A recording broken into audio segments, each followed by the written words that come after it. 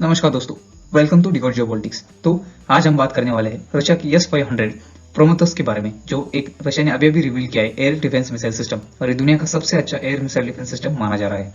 Russia ने S-500 अभी launch किया है, और कुछ सालों पहले रशिया ने S-400 को भी लॉन्च किया था, जिसे कि इंडिया ने भी परचेज किया है, और वो इस साल के अंत तक दिसंबर 2021 तक इंडिया को मिल जाएगा।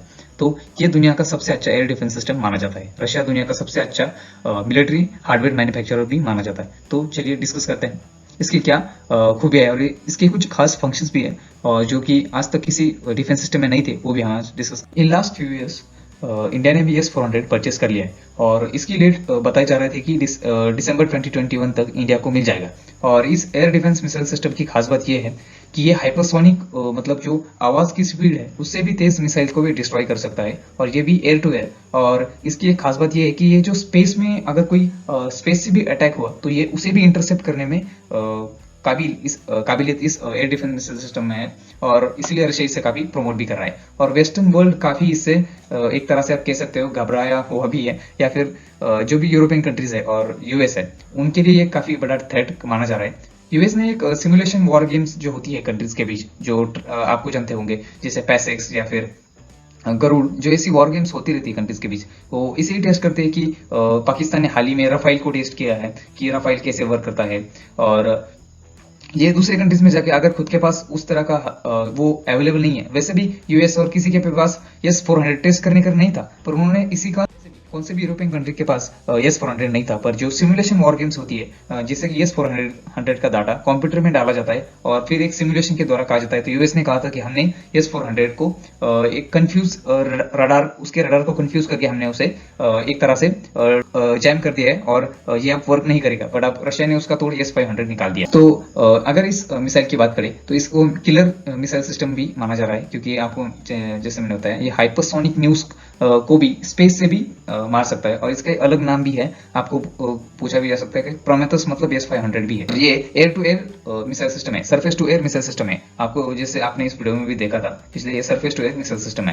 तो why Russia successfully tested S-500 missile system, and ये न्यूज में क्यों है? क्योंकि आप जानते हो Russia is known as world's best defence equipment manufacturer. जैसे कि आप जानते हो S-400 भी रशिया ने बनाया था, S-300 और अब S-500, और ये रिसेंटली डेवलप किया गया है, और ये सबसे advance air missile defence system है।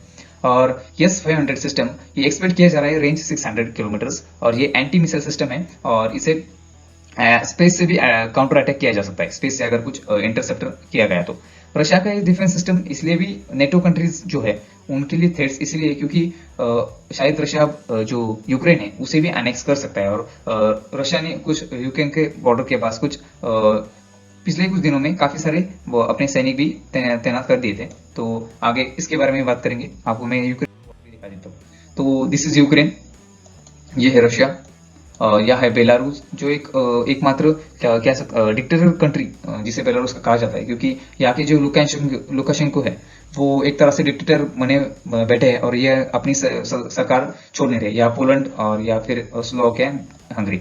तो ये जो क्राइमिया है इसे ही पहले ही रशिया ने कब्जा कर चुका है, और अब रशिया शायद ये जो एरिया है यहाँ का, ये भी रशिया शायद कब्जा कर सकता है। और रशिया ने अपनी यहाँ आर्मी भी तो डिप्लॉय कर ही दी है। तो इसीलिए जो वेस्टर्न कंट्रीज है उसके बीच, यूक्रेन एंड वेस्टर्न कंट्रीज के बीच जो भी है यूरोप और रशिया, उनके बीच एक बफर जोन की तरह यूक्रेन काम करता है। और अगर यूक्रेन ज्यादा यूरोपियन यूनियन के साइड हो गया तो रशिया के लिए ज्यादा प्रॉब्लम्स क्रिएट हो सकती है, इसलिए रशिया इसे शायद कब्जाना चाहता है।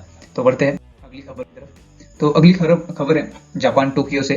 तो टोक्यो जो ओलंपिक्स है 2020, क्योंकि जो कोरोना है उसकी वजह से 2021 में कंडक्ट किया जा रहा है ये। और ये जो हमारी वेट लिफ्टर है मीराबाई चानू, उन्होंने सिल्वर मेडल जीत लिया है, जैसे आप जानते हो। बट जो हु जिन हुई है चाइना की, अगर वो उनके खिलाफ एक ड्रग टेस्ट कंडक्ट की जा रही है, जिसे डोप टेस्टिंग भी कहा जाता है, क्योंकि इन्होंने जितने आसानी से वेट उठाया और वर्ल्ड रिकॉर्ड बनाया उन्होंने 49 केजी कैटेगरी में, और उन्होंने 210 केजी का किलोग्राम वजन उठाया है। तो आप देख सकते हो इसमें 2 राउंड्स होते हैं। पहले राउंड में उन्होंने ऑलमोस्ट 94 केजी तक उठा लिया, दूसरे राउंड में 116 केजी उठा लिया, और दोनों मिला के इनका 2010 केजी हुआ। और हमारी मीराबाई चानू ने 202 केजी उठाया दोनों राउंड में, तो सिर्फ 8 किलो से उन्हें सिल्वर मिला और इन्हें गोल्ड, और ये इंडोनेशिया को ब्रॉन्ज मिला।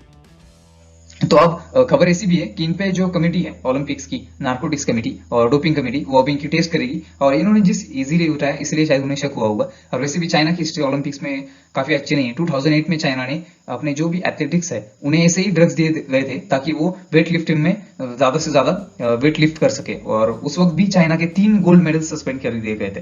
तो चाइना की हिस्ट्री को देखते चांसेस भी लग रहे हैं कि इंडिया को शायद ये गोल्ड भी मिल सकता है, बट ये सिर्फ अभी टेस्ट के बाद, और इससे काफी काफी सारे आर्टिकल्स पब्लिश हो चुके हैं, और काफी उम्मीदें लगाई जा रही है कि शायद इंडिया को गोल्ड भी मिल जाए।